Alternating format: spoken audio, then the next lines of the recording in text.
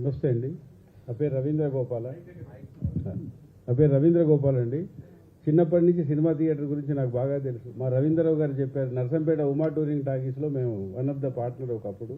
ఇప్పుడు కూడా నాకు 2 థియేటర్లు ఉన్నాయి. ఒకటి హసన్పర్తి, ఒకటి మోత్కూర్ ఒకటి ఉంది. అయితే నేను డిస్ట్రిబ్యూటర్గా, ఎగ్జిబిటర్గా, ప్రొడ్యూసర్గా అనేక క్రాఫ్ట్లలో ఉన్నా. మా చిన్నతనంలో కానీ ఈ సుదర్శన్ థియేటర్లో కానీ చిల్లరగుడి చిట్టమ్మ లాంటి సినిమాలు పర్సంటేజ్ చేస్తే అద్భుతంగా వచ్చినాయి. ఆ తర్వాత నెమ్మదిగా రెంటార్ పర్సంటేజ్ అన్నారు. రెంటార్ పర్సంటేజ్లో రెంట్ అంటే రెంట్ కరెక్ట్గా ఇవ్వడం లేదు. రెంట్ ఇస్తానంటే ఇవ్వండి, నాకు 70,000 ఇస్తానన్నారు. మీ సినిమా ఆడినా ఆడకపోయినా 70,000 ఇస్తారా? మాకు ఇవ్వండి. ఎందుకు ఇవ్వరు? పర్సంటేజ్ అని ఎందుకు అడుగుతున్నావు? మా దగ్గర ఆ రోజు 70 మంది డిస్ట్రిబ్యూటర్లు, 350 థియేటర్లు ఉండేది. ఆ థియేటర్లు అన్నీ పోయినాయి. ఎందుకు పోయినాయి? సినిమాలు లేక ఒకటి, సినిమాలు సరిగ్గా దొరకక ఒకటి, రెండోది సి క్లాస్ సెంటర్లను సరిగ్గా సినిమాలు రాకపోవడం, ఆడకపోవడం. కరోనా తర్వాత అనేకమైనటువంటి పరిణామాలు వచ్చినాయి. అసలు సినిమాలు సి క్లాస్ సెంటర్లు చాలా మూతపడ్డాయి. ఇప్పుడు ఏమిటంటే మా థియేటర్లు ఏ ఫంక్షన్ హాల్కి ఇచ్చుకున్నా జరుగుతుంది. వచ్చేదే ఒక సినిమా నెలకు. ఆ ఒక్క సినిమా కూడా రెంటార్ పర్సంటేజ్ అని నా రెంట్ ఇవ్వరు, నా పర్సంటేజ్ సరిగ్గా రాదు. అందుకే మేము అనేది ఏంటంటే, మీరు ఎట్లయితే సినిమాలు తీసి నష్టపోతున్నారో మేము థియేటర్లు కట్టుకుంటూ కూడా మేము నష్టపోతున్నాం. ప్రతి వారం డబ్బులు ఇవ్వాలి, ఎదురు చూడాలి, సినిమాకి రావాలి. ఆ సినిమా రాదు, మా డబ్బులు రావు. ఆ పర్సంటేజ్లో మేము ఎట్లా బతకాలి? మీరు ఇచ్చే రెంట్లో జీతాలు ఎట్లా మెయింటైన్ చేయాలి? కరెంటు బిల్ ఎట్లా మెయింటైన్ చేయాలి? అయినా మేము ఫ్యాషన్కో, ఇష్టానికో, కష్టానికో ఆ రోజు నుంచి 7 వరకు 18-19 సంవత్సరాల నుంచి థియేటర్లు మెయింటైన్ చేస్తున్నాం. ఎందుకు? సినిమా మీద ఒక ఫ్యాషన్ అని. మీరే సినిమాలో లేరు, మేము సినిమాలోనే ఉన్నాం. మేము తీసాం, మేము చేతులు కడుక్కున్నాం. మా చేతులు కూడా మెట్టండి ఇది ప్రొడ్యూసర్గా. కానీ గ్రేడింగ్ అంటున్నారు. ఒకప్పుడు ప్రొడ్యూసర్ సినిమా తీసి డిస్ట్రిబ్యూటర్కి ఇస్తే డిస్ట్రిబ్యూటరు ఏ థియేటర్ ఏమిటి, ఆయన థియేటర్కి ఎంత ఇవ్వాలి, ఈయన థియేటర్కి ఎంత ఇవ్వాలని అతను నిర్ణయించేవాడు. దాన్ని గ్రేడింగ్ అంటే ట్రేడ్ మార్కెట్లో అంటారు గ్రేడింగ్ అని, కూరగాయల మార్కెట్లో అంటారు. దయచేసి మిత్రులారా అది అనకండి. సినిమా థియేటర్ని బట్టి నా థియేటర్ ఉంది, నా థియేటర్లో 4 లక్షలు కలెక్షన్ వస్తుంది, నాకు దగ్గర పర్సంటేజ్ ఇవ్వండి. వీరి థియేటర్ కోదాడ ఉంది, వారి దగ్గర పర్సంటేజ్ ఇవ్వండి.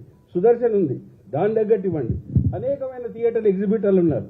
ఆ థియేటర్లకు డిస్ట్రిబ్యూటర్ మాట్లాడుకుంటాడు, అది మాట్లాడుకోనివ్వండి.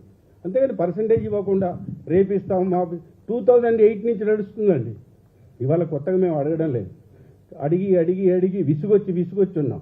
ఇవాళ ఎందుకు అడుగుతున్నాం అంటే, ప్రతి ప్రొడ్యూసరు నా సినిమానే టార్గెట్ చేస్తారా అంటాడు. తప్పండి. ఒక డేట్ పెట్టాం, 36 డేట్లు మార్చాం. ఎందుకోసం? మనందరం కలిసి ఉండాలని. మీరు సినిమాలు తీయాలి, మేము ఆడాలి. మన ఇద్దరి మధ్య ఉన్న బంధం అటువంటిది. మరి మా సింగిల్ థియేటర్ల షేర్లు వస్తలేవా? యావత్ భారతదేశంలో పర్సంటేజ్ ఉంది, ఆంధ్ర తెలంగాణలోనే లేదు. ఆంధ్ర వాళ్ళు కన్సిడర్ చేసి ఇస్తున్నారు, తెలంగాణలో ఇస్తలేరు. ఎందుకని? మల్టీప్లెక్స్కి ఇస్తున్నారు. మల్టీప్లెక్స్ థియేటర్ కానీ ఇది థియేటర్ కదా. సి క్లాస్లో ఎంజాయ్ చేసినట్టు సి క్లాస్లో ఉన్నట్టు మల్టీప్లెక్స్లో ఉంటారా? నా థియేటరు మీ సినిమా ఇస్తే వారం రోజులు మీ సినిమా కోసం మేము వెయిట్ చేసి కూర్చోవాలి.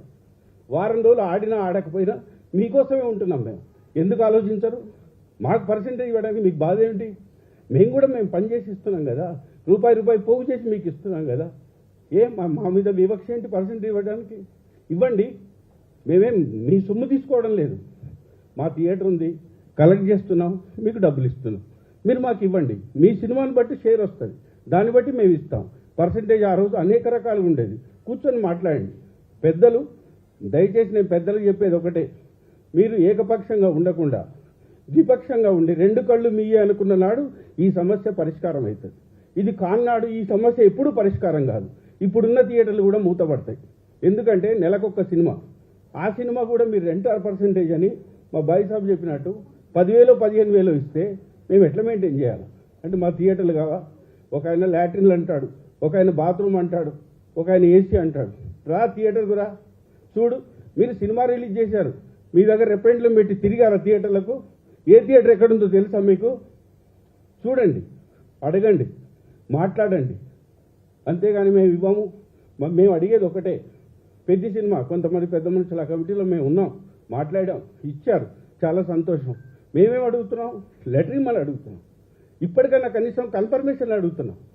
తప్ప మీరెంతో మేమంతే కదా. వీఆర్ ఆల్ ఫ్యామిలీ అనుకున్నప్పుడు మరి ఈ ఫ్యామిలీలో ఎందుకు మీకు ఈ చిన్న చూపు? మేము ఫ్యామిలీ మెంబర్స్ కాదా? మేము ఎగ్జిబిటర్లం కాదా? మేము ఒక్కొక్క రూపాయి పోగు చేసి మీకు ఇస్తలేమా? మీరు ఏ రేట్లు పెడితే ఆ రేట్లు ఇస్తున్నాం, అక్కడ నానా బూతులు తింటున్నాం, అయినా మీకు డబ్బులు ఇస్తున్నాం. మాకేమైనా రెంట్ పెంచి ఇస్తున్నారా?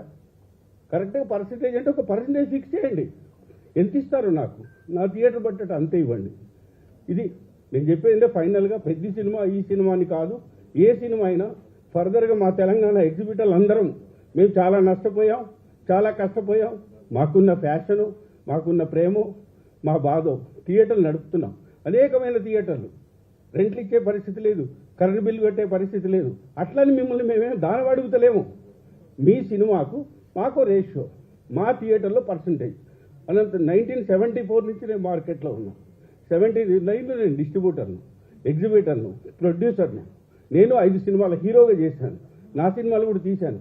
నేనేం అడగలేదే. గ్రేడింగ్ అనే పదం తప్పు. పెద్దికి లెటర్ ఇవ్వండి, before release of the Peddi kindly give the letter. మేము ఇట్లా చేయబోతున్నాం. మాకు ఒక ఎస్యూరెన్స్, మా బాధల నుంచి బయటికి వస్తాం. మాకేం పని లేదా? పొద్దుస్తమానం మీటింగ్లు పెట్టడం, కూర్చోవడం, ఎగ్జిబిటర్లకు ఏం పని లేదా? మాకు వ్యవస్థ ఉంది. మేము ఎందుకు బాధపడుతున్నాం? మీటింగ్లు ఎందుకు పెడుతున్నాం? మాకేం పని లేక కాదు, మా కడుపు గాలి. దయచేసి ప్రొడ్యూసర్లు కానీ ఇంకోరు కానీ ట్రేడ్లో ఉన్న ప్రతి క్రాఫ్ట్ మనకు అవసరం. డిస్ట్రిబ్యూటర్లు చేయాల్సిన పని డిస్ట్రిబ్యూటర్లు చేయాలి, ప్రొడ్యూసర్ పని ప్రొడ్యూసర్లు చేయాలి. Thank you. We are you.